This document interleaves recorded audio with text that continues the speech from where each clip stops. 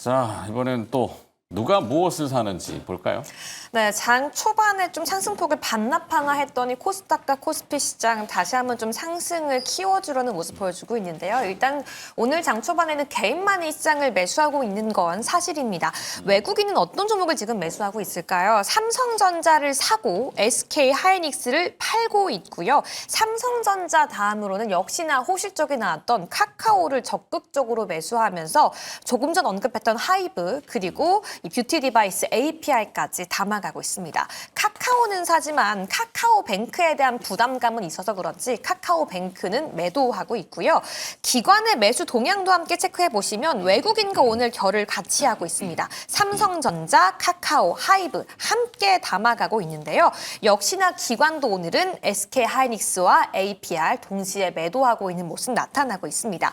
그래서 삼성전자는 짚어봤기 때문에 네. 외국인과 기관이 오늘 동시에 담고 있는 카카오에 대해 함께 짚어보고 싶은데요. 호실적이 나온 카카오, 앞으로에 대한 전망 어떻게 짚어봐야 될지 알아보시죠. 좋습니다. 수급을 또 들여다보도록 하죠. 다올투자증권의 이성웅 차장 자리했습니다. 어서 오세요. 네, 안녕하십니까? 네. 자, 일단 카카오도 그렇지만 한국전력 어제 우리 막 얘기했잖아요. 네. 예, 미친 듯이 또 외국인들은 사고 있죠. 네, 더 살 거야 아마. 샀어야 됐는데. 계속 살 것 같아. 한국전력은. 자, 그래서 오늘 어떤 기업 수급으로? 네, 카카오 먼저 카카오? 함께 짚어보도록 하시죠. 깨깨오란다. 카카오. 네, 가주세요. 일단은 뭐 시장 예상치가 그 영업이익 1,200억대. 1,200억대면은 잘했다고 보기에도 뭐하고 애매한가요? 애매한 수치라고 볼 수 있겠는데 우선 1,850억대가 나왔다는 점에서 봤을 때는 물론 이제 주가가 좀 반응을 하고 그리고 이제 저도 개인적으로 이제 한 6만 원을 카카오가 넘게 된다고 한다면 이 실적 발표일 이후에 이런 6만 원이 넘게 된다고 한다면 주가에 대한 상승 여력은 계속 가져갈 수 있다라고 지금 생각이 좀 되고 있는데 어쨌든 1차적인 시나리오는 잘 나왔다라고 네. 좀 말씀을 드릴 수 있겠고 근데 우선 그 전에도 이 시장이 예상했던 게 1,200억대였는데 1,800억이라고 한다면 1,800억을 한다면 지금 갭은 좀 많이 크거든요. 그렇기 때문에 시장에서 이 어닝 서프라이즈에 대한 주가가 단기적으로 오늘 유동성이 몰린다라고 판단되고 있는데 이 1,200억대가 좀 예상이 됐을 때는 시장은 그랬어요. 또 1,200억 나온다고 하더라도 이 카카오가 어떤 AI와 관련된 기술력에 대해서 적극적인 어떤 그 방향성을 제시하면은 이 1,200억대가 나온다고 하더라도 이 카카오의 주가에 대한 기대감은 계속 가져가야 된다. 이런 의견이었거든요. 네.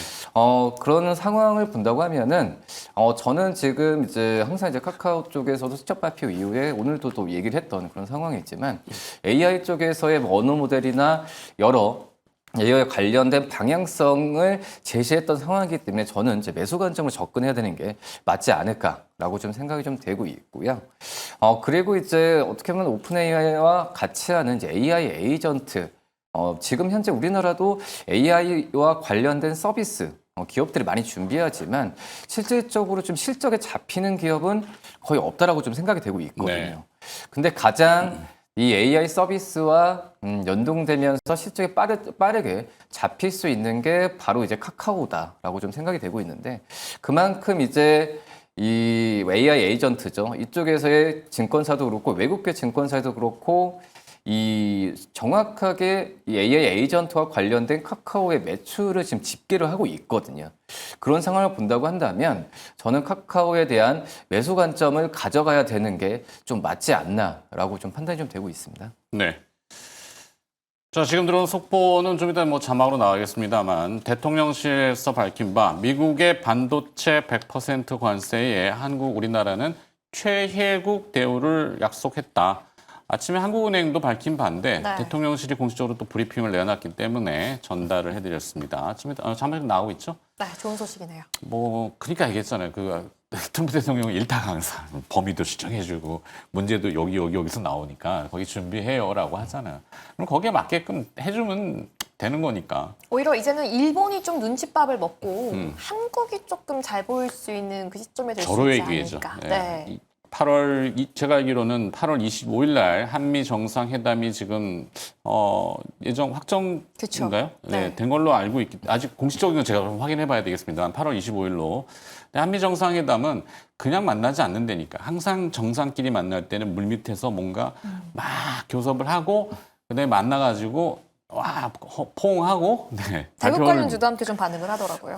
그럴 수 있어요. 네. 자, 일단 좋은 쪽으로 가니까 카카오도 뭐 일단 실적을 바탕으로 해서 뭐 달려보겠다고 하니 온디바이스 AI도 발표 전략을 했고 뭐 전략적인 국가 소버린 AI는 탈락이 됐지만 자체적으로는 또 뭔가 하죠. 어차피 또 많이 보급이 되어 있고 안 쓸 수는 없는 거니까. 그죠? 자, 카카오는 뭐 다른 느낌 있나요? 아, 카카오 진짜 분석하기 어려운 것 같습니다. 호재와 악재가 뚜렷한 것 같아요. 일단 정부의 국가대표 AI에 탈락된 건 네. 크다고 봅니다. 그러니까 오. 왜 탈락했는지를 제가 혼자 공부를 해봤는데 네. 빅테크들과 협업해서 AI를 빠르게 도입하겠다라고 그렇죠. 함께 발목을 잡았잖아요. 자체 펀드리가 그러니까 이게 좀 베이스가 없는 그렇죠. 약했다. 이게 그러니까 좀 못하더라도 정부의 군사부터 제조업부터 중요한 분야, 핵심 사업 같은 경우에는 절대 외국이 침범하지 않고 네. 국가의 자력으로 가야 되는 건데 네. 그거를 외국과 계속 손을 잡는다고 하다 보니까 그게 우리나라에게는 좀 분명히 악영향이 될 수 있는 부분이라서 거기서 그렇죠. 탈락을 한 것으로 확인됐어요. 그래서 이거는 정부의 지원이 들어오지 않는다. 카카오가 거기에 낄 수 없다라는 건 네. 향후 계속해서 발목을 잡을 수밖에 없는 AI 발전에 있어서라고 보는데 동시에 그래서 카카오의 AI를 완전히 포기할 거냐라고 본다라면 오히려 포함된 기업들보다도 손을 잡고 챗GPT와 오픈 AI와의 손을 잡는다면 더 빨리 뭔가 보일 수도 있을 것 같아요. 그래서 여기서 좀 판단을 내려야 하는 시점이 아닐까라는 생각이 듭니다. 챗 GPT를 만드는 회사가 오픈 AI잖아요. 그쵸. 매물로 나왔어요 지금 5천억 달러. 되게 많이 상향됐더라고요. 그러니까 김정은 아나운서가 사자고 얘기해봐요. 오픈 AI를요? 누구한테 5천억 달러 정도면 뭐 5천억 달러면 꽤 많이 비싼데. 한 얼마야? 얼마게 되겠죠? 하나. 500조? 네. 네. 요즘 막 머리가 잘 안 돌아가서 하여튼 그렇게 나왔어요. 네. 자, 그래서 카카오는 매수 동의? 부정? 아니요. 지금 유보. 사지 못할 것 같습니다. 네. 유예, 예, 유보. 하여튼 뭐 그럴 수 있죠. 근데 또 만약에 스테이블 코인이나 이쪽을 계속 지금 같은 얘기는 부응을 하는데 네. 좀 식상하긴 해도 스테이블 코인 관련된 건 어떨까요? 스테이블 코인 같은 경우에는 아직까지는 좀 미래적인 좀 얘기라고 좀 볼 수 있겠고, 얘기 나왔을 때도, 근데 카카오가 아까도 저는 매수라고 했는데 앵커님께서 약간 유보라고 하는 게 하나 좀 걸리는 부분은 네. 너무 이제 뉴스의 주가에 대한 등락폭이 굉장히 세다.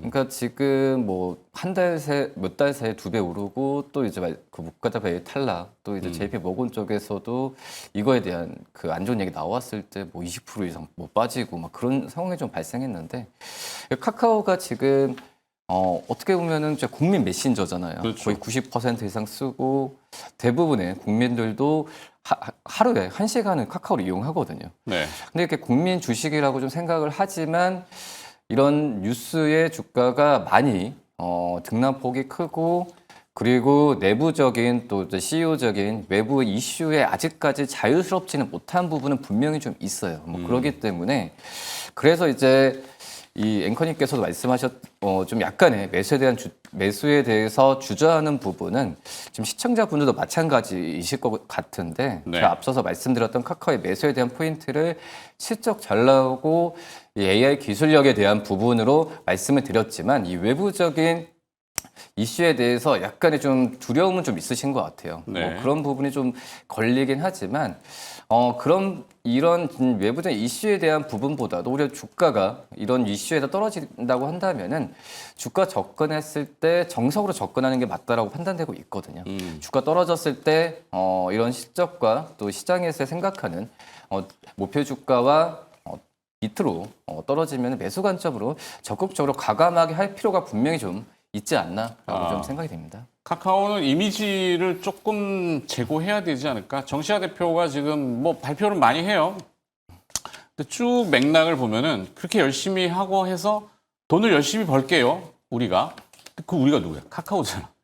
근데 지금 국민 주권 정부를 주창하는 이재명 정부에서는 그 이런 이미지보다는 국민이 모두가 많이 쓰는 그 이 어플리케이션인데 조금 뭔가 양보하거나 국민을 위한 이게 좀 부족한 거 아닌가?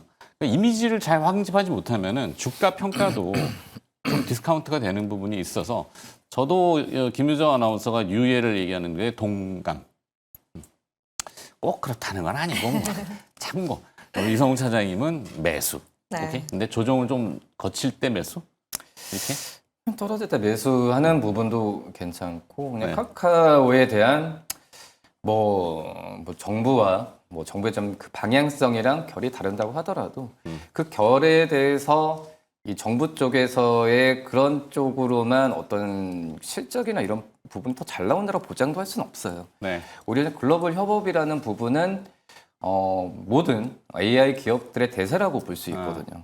그런 쪽으로의 카카오에 대한 그런 부분은 또 잘 평가를 하는 것도 나쁘지 않다. 오케이. 예, 하는 게 좀 아쉬운 부분도 있지만 또 기대감도 또 있습니다. 오케이, 알겠습니다. 자, 두 번째 수급 특징 기업 뭐가 또 눈에 보입니까? 누가 네. 뭘 사는데? 오늘 같은 경우에는 기관이 담고 있는 네. 이 반도체 소부장 기업 솔브레인 함께 보도록 솔브레인. 하겠습니다. 아까 삼성전자 이야기할 때 다루기도 했었는데요. 삼성전자와 이 파운드리가 지금 현재 시장에서 거론되면서 삼성전자 함께 미국 현재 법인을 세우거나 공장을 세우고 있는 기업들이 두각을 받고 있거든요. 네. 그 중에 하나인 솔브레인 오늘 함께 이야기해 보도록 하겠습니다. 네. 자, 솔브레인도 참 우여곡절이 많았는데 주가는 조금 바닥에서는 올라왔네. 지난 5월 달에 완전히 바닥을 찍었네요. 솔브레인 어떻게 보세요?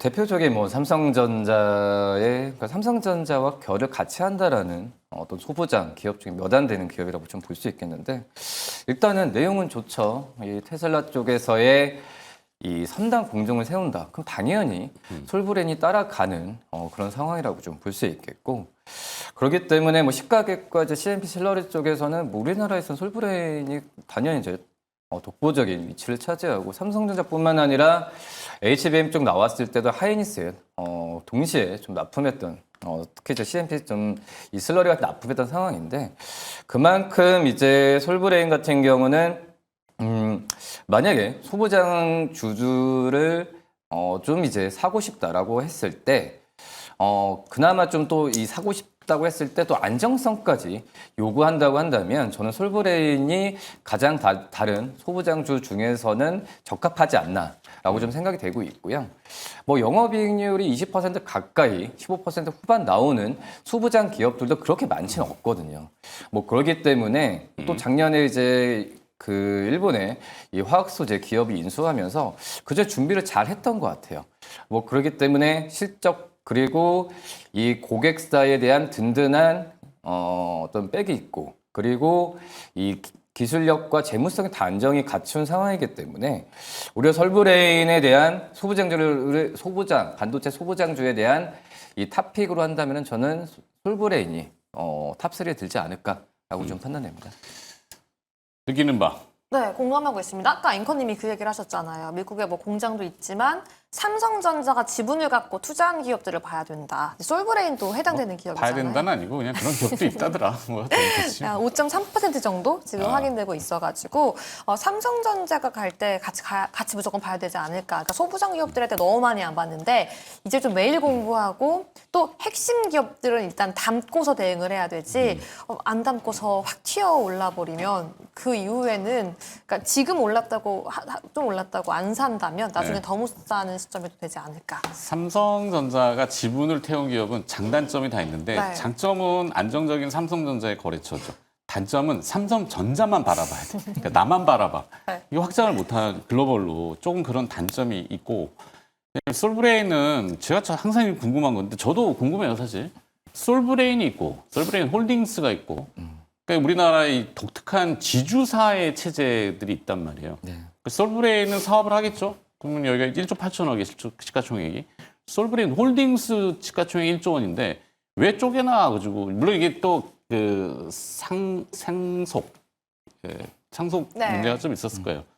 이게 복잡한 것들이 제가 좀 껄떡지근하게 보여서 그게 좀 단점이라면 단점이겠죠. 어떻게 생각하시는지요? 글쎄, 솔브레인 그래서 이제 인적 분할할 때 얘기가 좀 많았었죠. 네. 많았었던 그런 상황이라고 볼 수 있겠는데 맞아요. 네. 일반적인 이제 사업적인 집중도 이런 부분은 이제 표면적으로 좀 얘기는 하지만 실질적으로 보면은 앵커님 말씀하셨듯이 지분이나 여러 가지 문제 항상 있다라고 좀 봐요. 어떤 대기업도 그런 인적 분할할 때 그런 얘기가 좀 나왔었는데, 근데 이제 그런 부분은 오히려 좀 인적 분할 상장한 이후에는 그런 부분은 좀 완화되는 과정으로 가고 있고, 네. 그리고 지금 현재 실적으로만 부각이 되는 그런 상황에서 솔브레인 홀딩스보다는 오히려 지금 솔브레인이 많이 부각이 되고 있는 그런 상황이라고 좀 볼 수 있겠고요. 그렇기 때문에 뭐 껄쩍지근한 부분은 네. 저는 그냥 개인적인 거예요. 약간 네. 더블 카운팅이라고 하는 게 이제 우리나라의 코리아 디스카운트로 네. 해외에서 바라보는 그 이상한 부분이 있거든요. 아니야, 기업을 근데 아메바처럼 둘로 쪼개가지고 그렇죠. 이렇게 평가를 두 번을 받으니까 그렇죠. 근데 만약에 아메바가 좀 회사 심했나? 뭐 솔브레인이라는 그 회사에 대한 사업성에 대한 부분이 네. 좀 안 좋았고 어떤 뭐 재무적인 문제가 있다고 한다면은 그런 부분에 있어서 매수할 때는 한 번 더 생각을 하는 게 오케이. 맞죠. 근데 하지만 솔브레인에 대한 회사 자체에 대한 부분은 그런 부분을 좀 뛰어넘을 수 있는 사업성이 네, 좀 더 갖고 있지 않나라고 판단합니다. 알겠습니다. 이 정도 하고 마무리 뭐 급한 건 공감합니다. 없죠? 네, 마무리하겠습니다. 자, 수급 분석해 주신 분은 다올투자증권의 이성웅 차장이었고요. 또 김유정 아나운서도 함께 고생을 해주셨습니다. 고맙습니다.